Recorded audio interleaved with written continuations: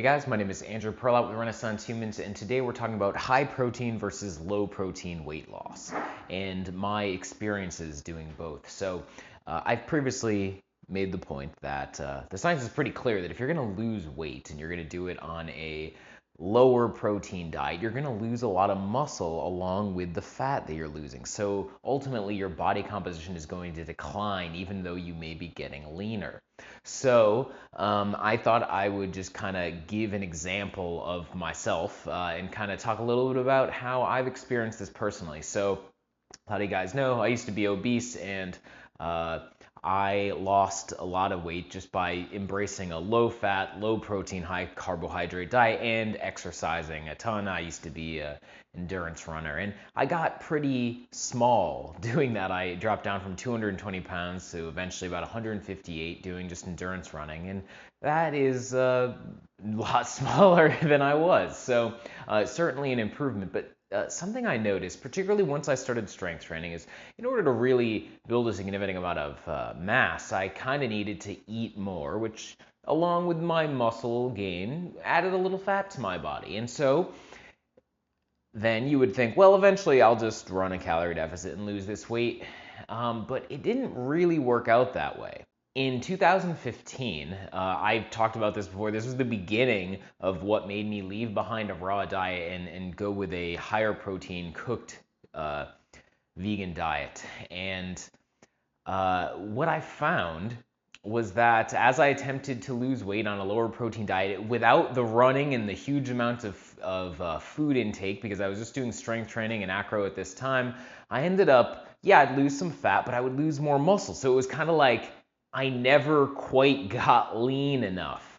And I'm not even like, I don't care about being the leanest person around. I just want to be reasonably lean, and I want to be strong enough to perform athletically. And a lot of the stuff I do is body weight based, so I need to be able to lift my own body, so I can't have tons of extra fat on my body. So I need to be lean and I need to be strong. And what I found was that I just couldn't do both at the same time on a low protein diet. 2015 was the last experiment that pretty much made me go like, that's it, I'm done with this low protein diet, despite having done it for many years and had a lot of success from a health perspective and weight loss perspective doing it. I thought I'd show you some pictures and videos to kind of show you what happened. Unfortunately, I don't have some great shirtless pictures because I wasn't really thinking about that. I didn't realize how bad it would be, and I'd eventually want to do a comparison to it. Let's talk about that a little bit. This is me, 2015. I'm about 186 pounds, and I've got more body fat and less muscle than I do now. At this point in time, I'm probably eating a good 45 to 60 grams of protein per day, but I'm about to start running a calorie deficit of about 500 calories a day, which means that I'm realistically going to be knocked down to about the 40 to 50 grams of protein per day range. Here's me 4 months later. If I don't look great, it's because I don't feel great. I've lost a lot of muscle. My athletic pursuits are suffering. I'm having a hard time with acro, and I don't look or feel all that great. In this video, I'm about 166 pounds, and I'd theoretically met my goal of getting my body fat percentage down to around the 10 to 13% range. But in doing so, I have pretty much destroyed my muscle mass. By this point, I pretty much know it's over.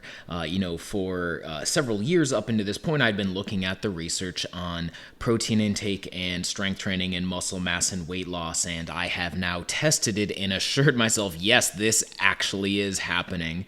And basically, I've decided that's it. I'm not going to do this anymore, and I need to stop recommending this to people, and I need to find a way to eat more protein because my digestive situation wasn't allowing it. So I've already started, to do experiments. Now for the comparison. Here's me at 191 pounds after finishing up my high protein overfeeding experiment a couple months ago. I will put a link in the corner and in the video notes talking about that experiment. I had totally succeeded in my goal of getting stronger, but I did put on some body fat as a part of that. So I decided to run a calorie deficit once again, but I was going to do it eating around 170 to 180 grams of protein per day.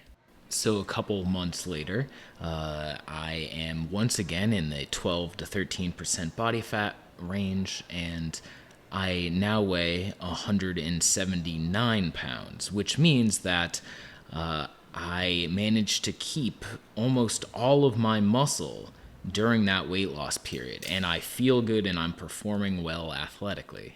Here's my back after the 2015 weight loss. Here it is after the overfeeding experiment earlier this year, and here it is after I once again did weight loss with higher protein. Here is a side view. So the moral of the story is that my personal experience completely jives with all of the research that we see showing that muscle gain and preserving muscle mass during weight loss is a totally different thing on high protein versus low protein. I have done it both ways. I have stuck to, a vegan diet both ways. Totally different animals. One way saps your strength and leaves you skinny fat and robs you of athletic performance. The other one makes weight loss a lot quicker since you're losing more fat and less muscle, and doesn't really affect your athletic performance that much. Overall, your body composition is going to be better on a high protein diet. If you want more information on the science behind that claim, then check out the link in my video notes below and in the corner to learn more. Weight management is so much easier on a high protein diet. Obviously you need to eat the right amount of calories and such, but it's just so much easier. You're going to have more muscle mass, and you're going to just have an easier time. If you're running a calorie deficit, you're going to keep more of it on. You're going to end up looking better and feeling better, and you're going to maintain more of your athletic performance. So I would just say, if you're still on the low protein vegan bandwagon, you might want to give this a shot. See how you like it.